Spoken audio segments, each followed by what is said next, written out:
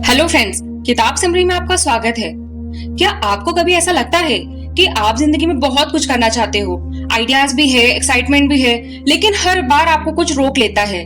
जैसे ही आप कोई नया कदम लेने का सोचते हो, दिमाग में एक आवाज आती है कि अगर मैं फेल हो गया तो।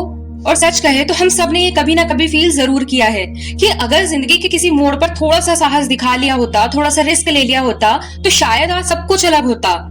अगर कभी आपको ऐसा लगा है तो बिलीव मी, आप अकेले नहीं हो। आज की दुनिया में सबसे बड़ी प्रॉब्लम नॉलेज की नहीं है, प्रॉब्लम है फियर की। फेलियर का डर, लोगों के जजमेंट का डर और अनसर्टेनिटी का डर। और इसी डर की वजह से हम सभी अपने पोटेंशियल को लिमिट कर देते हैं। हम सेफ खेलते रहते हैं, वही रूटीन, वही डिसीजंस, वही लाइफ, और धीरे धीरे हम उस पूरी जिंदगी से दूर होते जाते हैं जो हम सच में जीना चाहते हैं। लेकिन एक सच्चाई ये भी है कि कई बार रिस्क ना लेना ही सबसे बड़ा रिस्क बन जाता है। तो सवाल ये है कि क्या होगा अगर हम सही तरीके से रिस्क लेना सीख जाए? कैसे हम डर के बावजूद भी आगे बढ़ सकते हैं? यही से शुरू होती है आज की हमारी जर्नी। आज हम बात करने वाले एक ऐसी बुक के बारे में जो आपको ये नहीं सिखाएगी कि डर को कैसे खत्म करे, बल्कि ये सिखाएगी कि किसी डर के साथ आगे कैसे बढ़ा जाए। किताब का नाम है the art of risk by Richard Harris. ये सिर्फ एक सेल्फ हेल्प बुक नहीं है, बल्कि एक प्रैक्टिकल गाइड है जो आपको सिखाती है कि कैसे स्मार्ट, कैलकुलेटेड और कॉन्फिडेंट तरीके से रिस्क लिया जाए, कैसे फेलियर को हैंडल किया जाए और कैसे हर चैलेंज को एक अपॉर्चुनिटी में बदला जाए। क्योंकि असली फर्क वही बनाता है जहां कुछ लोग डर की वजह से रुक जाते हैं और कुछ लोग उसी डर के साथ आगे बढ़ जाते हैं। सबसे पहले एक चीज क्लियर कर लेते हैं, रिस्क लेना कोई फिल्मी स्टंट नहीं है और ना ही इसका मतलब है ब्लाइंडली जंप मार देना। असली रिस्क एक कैलकुलेटेड डिसीजन होता है जिसके पीछे प्लानिंग, परसेप्शन और क्लियरिटी होती है। अब जरा खुद से पूछे, आखिरी बार आपने कब कुछ ऐसा किया था जिसमें आपको डर भी लग रहा था और अंदर से एक्साइटमेंट भी थी? या फिर आपने हर एक नए मौके को सिर्फ इसलिए इग्नोर कर दिया क्योंकि आपको लगा कि कहीं आप फेल ना हो जाओ? रिचर्ड सिर्फ एक ऑथर नहीं है, बल्कि एक मेडिकल प्रोफेशनल है जिन्होंने दुनिया के टॉप रिस्क टेकर्स को करीब से समझा है, उनके डिसीजंस को एनालाइज किया है और उनके माइंडसेट को डिकोड किया है। उसी रियल एक्सपीरियंस के आधार पर उन्होंने ये किताब लिखी है जो सिर्फ मोटिवेट नहीं करती, बल्कि आपको अंदर से डर का सामना करना सिखाती है। किताब के शुरुआती हिस्से में ये समझ आ जाता है कि रिस्क लेना एक आर्ट है जिसमें सिर्फ लॉजिक नहीं बल्कि इमोशनल इंटेलिजेंस भी शामिल होती है। और ऑनेस्टली ये कोई मोटिवेशनल स्पीच नहीं है, ये एक मिरर है जिसमें आप अपनी जिंदगी को क्लियरली देख सकते हो। आप समझते हो कि रिस्क लेना कोई ड्रामा नहीं बल्कि एक माइंडफुल और स्ट्रेटेजिक प्रोसेस है। ये आपको कभी दिखाती है कि नॉर्मल इंसान जो पहले डरता था वो कैसे धीरे धीरे अपने कंफर्ट जोन से बाहर निकलता है और अपनी जिंदगी की डायरेक्शन बदल देता है। अगर आप अपनी लाइफ में स्टक फील कर रहे हो, अगर आप कुछ बड़ा करना चाहते हो लेकिन डर आपको रोक रहा है, तो ये वीडियो आपके लिए है। क्योंकि इस जर्नी में आप सिर्फ कॉन्सेप्ट नहीं समझोगे बल्कि खुद को उनमें देख पाओगे, अपने डिसीजंस को क्वेश्चन करोगे और धीरे धीरे कंफर्ट जोन से बाहर निकलना शुरू करोगे। तो चलिए एक ऐसी जर्नी की शुरुआत करते हैं जहां आप रिस्क लेने से डरना नहीं बल्कि उसे समझना सीखोगे, और शायद यहीं से आपके एक नए वर्जन की शुरुआत हो जाए। इस किताब का पहला बड़ा लेसन हमें ये सिखाता है कि रिस्क लेना मतलब खुद को खतरे में डालना नहीं है बल्कि खुद को एक्सप्लोर करना है। रिचर्ड कहते हैं कि असली रिस्क वही है जो केयरफुली मैनेज्ड हो, यानी ऐसा रिस्क जिसे लेने के पहले हर एंगल से सोचा गया हो, हर पॉसिबिलिटी को समझा गया हो और फिर हर एक्शन लिया गया हो। लेकिन प्रॉब्लम ये है कि ज्यादातर लोग ट्राई ही नहीं करते क्योंकि उनके दिमाग में ये सवाल हमेशा चलता रहता है कि अगर फेल हो गए तो क्या होगा, अगर लोग हंस पड़े तो क्या होगा, अगर सब गलत हो गया तो क्या होगा। लेकिन क्या कभी आपने सोचा है कि अगर सब सही हो गया तो क्या होगा? दुनिया के जो टॉप परफॉर्मर्स है, चाहे वो माउंटेन क्लाइंबर्स हो या एथलीट्स, वो बिना सोचे समझे रिस्क नहीं लेते। वो सबसे पहले खुद को समझते हैं, अपने स्ट्रेंथ और अपनी लिमिटेशन को पहचानते हैं, फिर प्रॉपर प्लानिंग करते हैं और उसके बाद ही एक्शन लेते हैं। एक माउंटेन क्लाइंबर को ही देख लीजिए, वो सिर्फ ताकत के दम पर पहाड़ नहीं चढ़ता बल्कि उसे टेरेन की समझ होती है। हर कदम कैलकुलेटेड होता है और सालों की तैयारी के बाद ही वो रिस्क लेता है। यानी कि रिस्क जरूर होता है लेकिन वो ब्लाइंड नहीं होता। यहाँ एक पावरफुल सवाल आता है जिसे रिचर्ड बार बार हाईलाइट करते हैं, what's the worst that could happen. जब भी आप कोई नया कदम उठाने वाले हो तो खुद से ऑनेस्टली पूछ लीजिए कि अगर सब कुछ सबसे बुरा हो गया तो क्या होगा। जब आप इस सवाल को साफ साफ देख लेते हैं तो सॉल्यूशंस भी आपके सामने आने लगते हैं, डर बिल्कुल नॉर्मल हो जाता है। लेकिन रिचर्ड एक बहुत सॉलिड बात कहते हैं, कॉन्फिडेंस सक्सेस से नहीं आता बल्कि परसेप्शन से आता है। जब आप मेंटली और प्रैक्टिकली तैयार होते हो तब आप किसी भी चैलेंज को हैंडल कर सकते हैं। इसलिए ये किताब ये नहीं कहती कि हर वक्त एडवेंचरस बनो, बल्कि ये कहती है कि कंट्रोल्ड रिस्क लो। जैसे कोई एथलीट कंपटीशन से पहले प्रैक्टिस करता है या कोई स्पीकर स्टेज पे जाने से पहले रिहर्सल करता है, वैसे ही लाइफ में किसी भी नए कदम लेने के पहले प्रॉपर परसेप्शन होना जरूरी है। जब आप कोई छोटी छोटी मीनिंगफुल रिस्क लेते हो तो वहीं से आपके अंदर कॉन्फिडेंस बिल्ड होता है। हर छोटी जीत अगली बड़ी चैलेंज के लिए बेस बन जाती है। धीरे धीरे रिस्क लेना आपके लिए एक हैबिट बन जाती है, बिल्कुल एक मसल की तरह, जिसे आप जितना यूज करोगे उतना स्ट्रांग बनेगा। अब बात करते हैं इस जर्नी के दूसरे इंपॉर्टेंट पार्ट की, जिसे कहते हैं रेजिलियंस। रिस्क लेना एक साइड है, लेकिन उस रिस्क के बाद आने वाली चैलेंजेस को हैंडल करना दूसरी साइड है। क्योंकि ये जरूरी नहीं कि हर बार सब कुछ प्लान के हिसाब से ही चले, क्योंकि कई बार प्लान्स फेल हो जाते हैं, लोग सपोर्ट नहीं करते और कभी कभी हमारा खुद का कॉन्फिडेंस भी हिल जाता है। लेकिन यही वो मोमेंट होता है जहाँ रेजिलियंस काम आता है। रिचर्ड कहते हैं कि रिस्क लेने के लिए सिर्फ करेज ही नहीं बल्कि इमोशनल और मेंटल स्ट्रेंथ होना भी जरूरी है, और यह स्ट्रेंथ तब बनती है जब आप बार बार गिरते हो और बार बार उठते हो। रेजिलियंस का मतलब होता है सेटबैक से सीखना, खुद को इवॉल्व करना और दोबारा कोशिश करना। ये कोई क्वालिटी नहीं है जो हर किसी के अंदर पहले से होती है, बल्कि ये लाइफ के टफ सिचुएशंस में डेवलप होती है। अक्सर हम फेलियर से डरते हैं, लेकिन सच ये है कि फेलियर ही वो जगह है जहां आपको अपने असली पोटेंशियल का पता चलता है। इस किताब में एक एग्जाम्पल दिया गया है। एक इंसान को ऐसे स्टेज पर जाने से डर लगता था। पहली बार जब उसने कोशिश की तो बुरी तरह फेल हो गया और उसने मान लिया कि उसके बस की बात नहीं है। लेकिन उसने धीरे धीरे फिर कोशिश शुरू की, छोटी मीटिंग्स में बोलना शुरू किया और प्रैक्टिस की। धीरे धीरे उसका डर कम होने लगा। यही होती है असली रेजिलियंस। इसका मतलब है आप एक बार के फेलियर को अपनी परमानेंट आइडेंटिटी नहीं बना सकते, बल्कि उसे एक लेसन की तरह लेते हो। जैसे शरीर की मसल वर्कआउट से स्ट्रांग होती है, वैसे रेजिलियंस भी प्रैक्टिस से स्ट्रांग होती है। अगर आप फेलियर से बचते रहोगे तो ये कभी डेवलप ही नहीं होगी। इसलिए जब भी जिंदगी में कोई मुश्किल आए उसे एक ट्रेनिंग सेशन की तरह देखो। इंडिया में ऐसे काउंटलेस एग्जाम्पल है जहां लोग बार बार फेल हुए हैं लेकिन रुके नहीं, चाहे वो स्टूडेंट्स हो, बिजनेसमैन हो या कोई भी। उनमें एक चीज कॉमन थी, रेजिलियंस।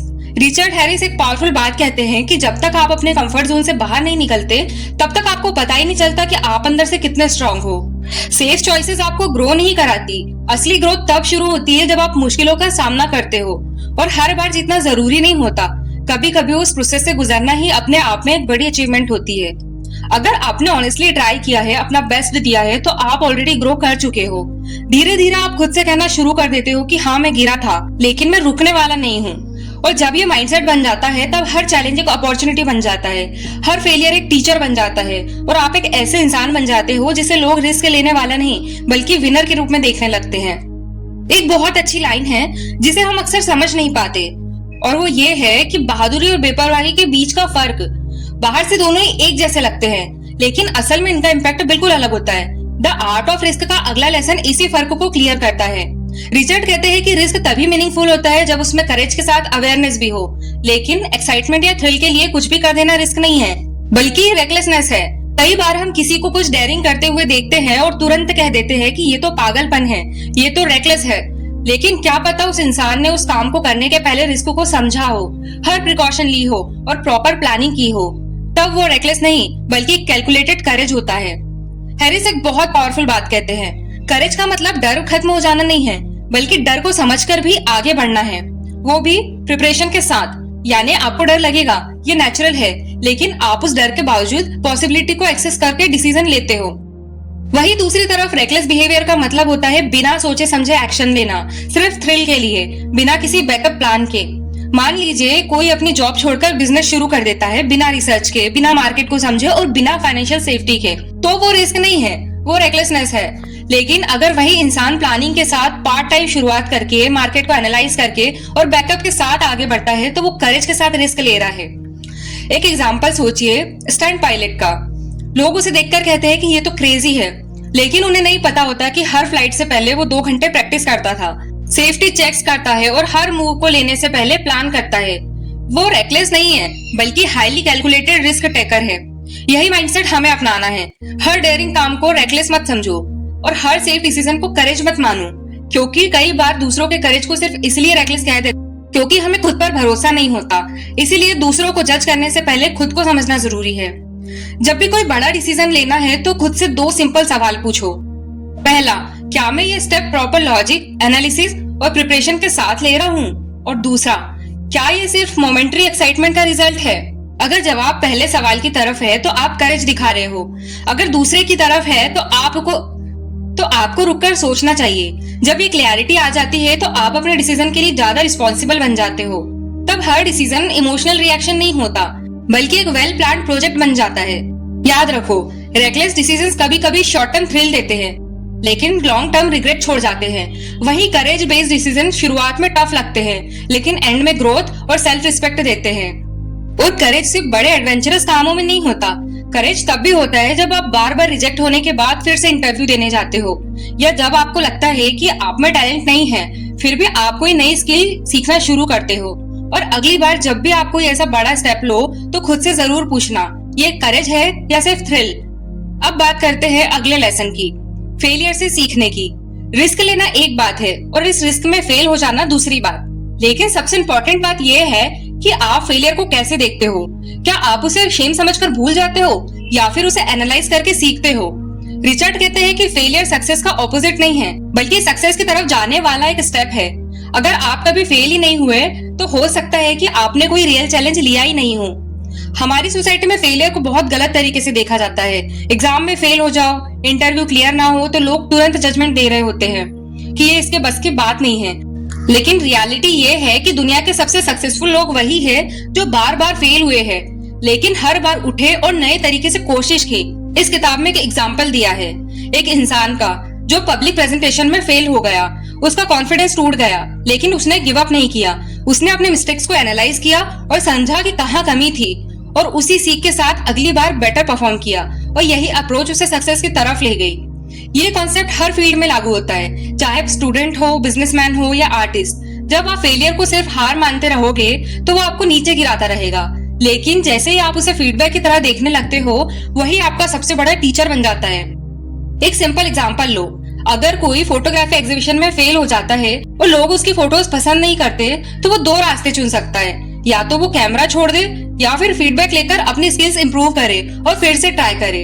अगर वो दूसरा रास्ता चुनता है तो वही फेलियर उसका टर्निंग पॉइंट बन जाता है। हैरिस एक और एग्जांपल देते हैं माउंटेन क्लाइंबर का।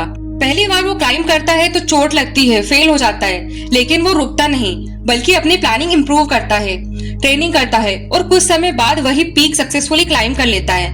तो क्या पहली फेलियर उसकी कहानी खत्म करती है? नहीं, वो उसकी ग्रोथ की शुरुआत थी। इस बुक का एक प्रैक्टिकल सुझाव है, हर फेलियर को इग्नोर मत करो, उसे रिकॉर्ड करो और अपने आप से पूछो कि क्या गलती थी, क्या उसे अवॉइड किया जा सकता था और अगली बार क्या बेटर कर सकते हो। जब ये हैबिट आप बना लेते हो तो आपकी लर्निंग स्पीड भी बढ़ जाती है और अगली बार आप पहले से बेटर वर्जन बनकर सामने आते हो। हैरिस कहते हैं कि फेलियर आपको डिफाइन नहीं करता, बल्कि आप उसे कैसे रिएक्ट करते हो वो आपको डिफाइन करता है। जिंदगी में हर किसी को फेलियर फेस करना पड़ता है।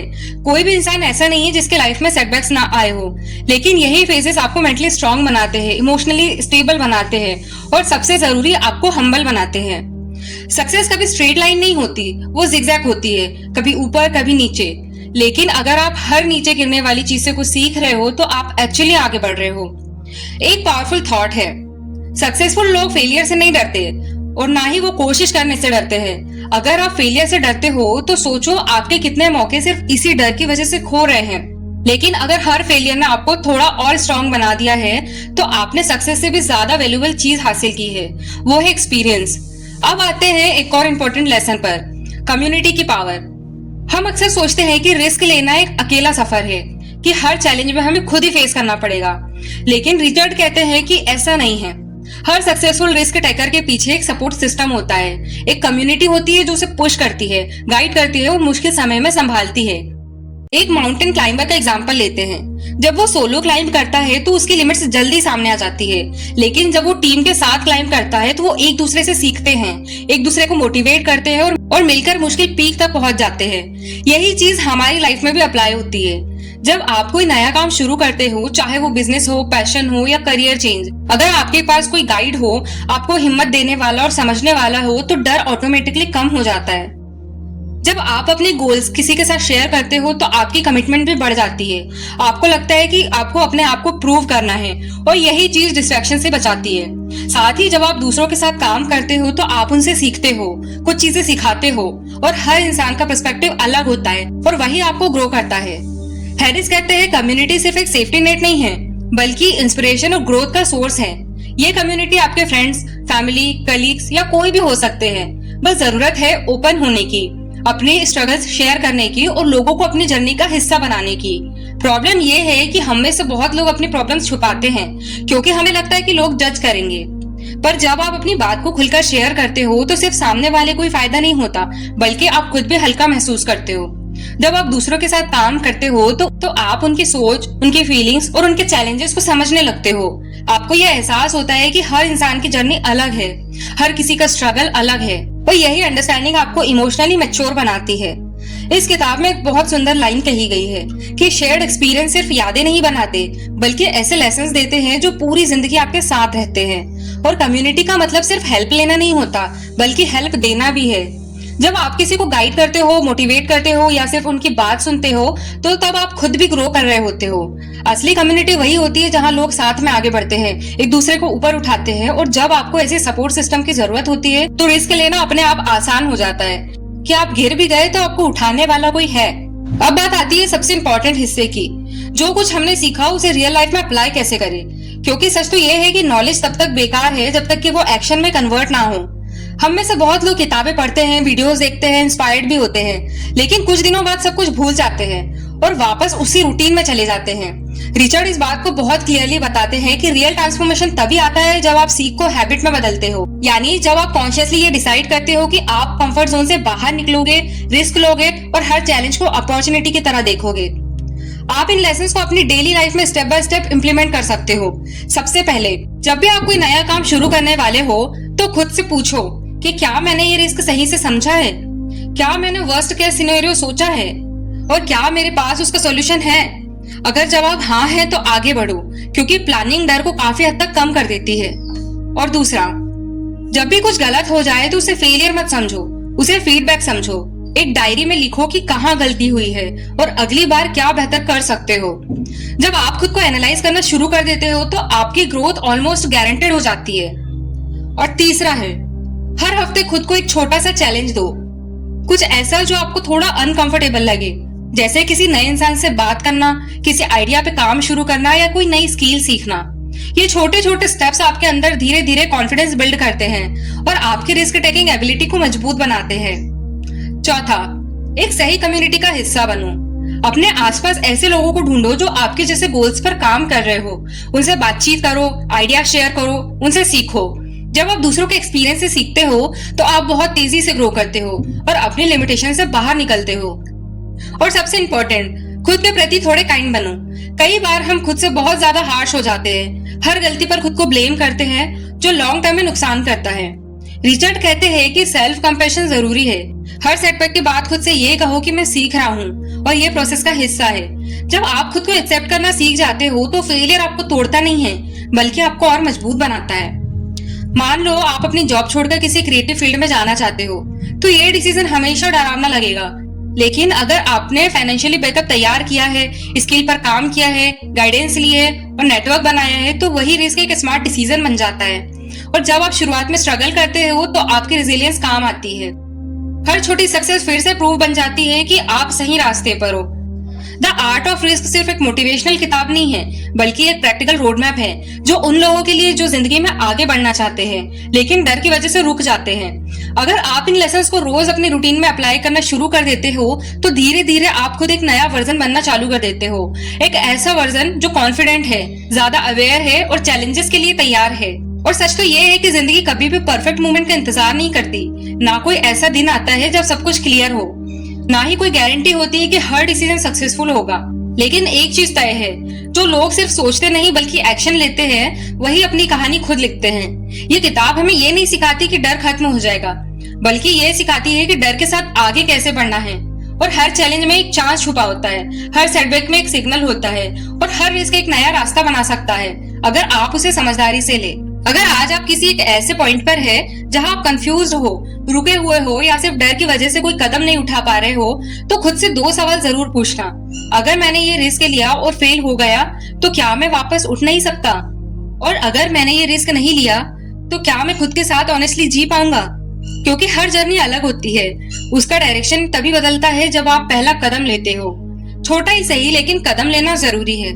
और हो सकता है कि आज का दिन वही हो जहां आपके एक नए वर्जन की शुरुआत हो, एक ऐसा वर्जन जो पहले से ज्यादा फियरलेस है, ज्यादा अवेयर है और बहुत ज्यादा रेडी है जिंदगी को सीरियसली लेने के लिए।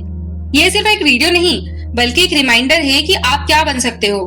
अगर आपको ये बात कनेक्ट हुई है तो वीडियो को लाइक करो, कमेंट करके जरूर बताओ कि आपके अंदर क्या चेंज आया और इसे शेयर करो ताकि और भी लोग अपनी कंफर्ट जोन से बाहर निकल सके। और सब्सक्राइब जरूर करना क्योंकि ये बस शुरुआत है, अभी बहुत कुछ बाकी है।